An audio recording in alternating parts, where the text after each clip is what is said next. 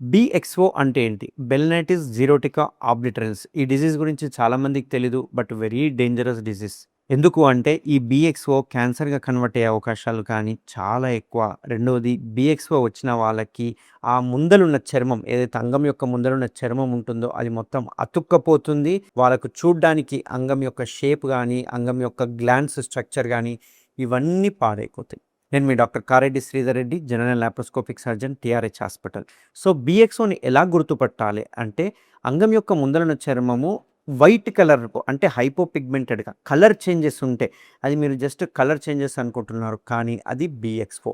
అంటే మామూలుగా బొల్లి అంటుంటాము, విటిలిగో అంటుంటాము. ఇట్లాంటి వాటికి ఏమైతదంటే అక్కడున్న ఇన్‌ఫ్లమేషన్ వలన, ఆటోఇమ్యూన్ డిసీజ్ వలన అక్కడున్న కలర్ చేంజ్ అయిపోతుంది. ఆ కలర్ చేంజ్ అయిపోయిన తర్వాత ఆ యొక్క ఎలాస్టిసిటీ పాడైపోయి స్లోగా ఆ చర్మం అనేది కింద అటాచ్‌మెంట్ అయిపోతా ఉంది. అతుకులైపోతాయి.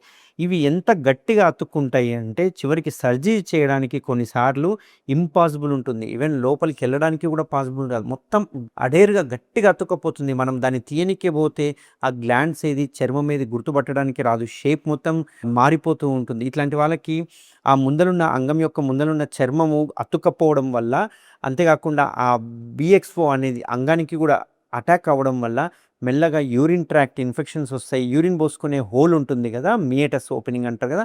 ఆ మియేటల్ ఓపెనింగ్ కూడా చిన్నగా అయిపోయి, సన్నగా అయిపోయి, వాళ్ళు దారి సన్నగా అయిపోవడం వల్ల మూత్రానికి కూడా ఇబ్బందవుతుంది. ఈవెన్ వీర్యం, సెమెన్ బయటికి రాదు. ఇట్లాంటి వాళ్ళకు పిల్లలు పుట్టే అవకాశాలు తక్కువుంటాయి. ఇట్లాంటి వాళ్ళకి ఇంటర్‌కోర్స్ చేయడానికి కూడా వెరీ డిఫికల్ట్ ఉంటుందన్నట్టు.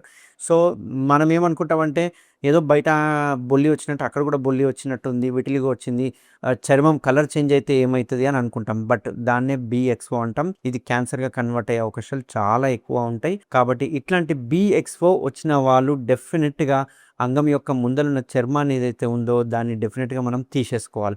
తీసేసుకోకపోతే మొత్తం రేపు అతుక్కపోతే గనక సర్జరీ కూడా పాసిబుల్ కాదు. సో, ఇట్లా బీఎక్స్ఓ వచ్చిన వాళ్ళకి సర్జికల్ ఆప్షన్స్ ఏముంటాయి అంటే సర్కంసిషన్, సుంతి ఆపరేషన్ అంటాం.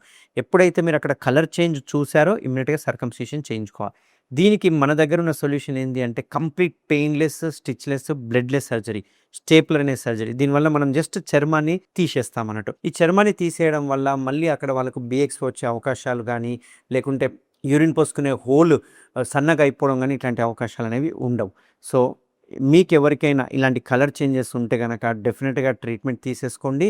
ఒకవేళ మీకు సర్కంసిషన్ సర్జరీ కావాలంటే నేను టీఆర్‌హెచ్‌లో అవైలబుల్ ఉంటాను. Thank you very much.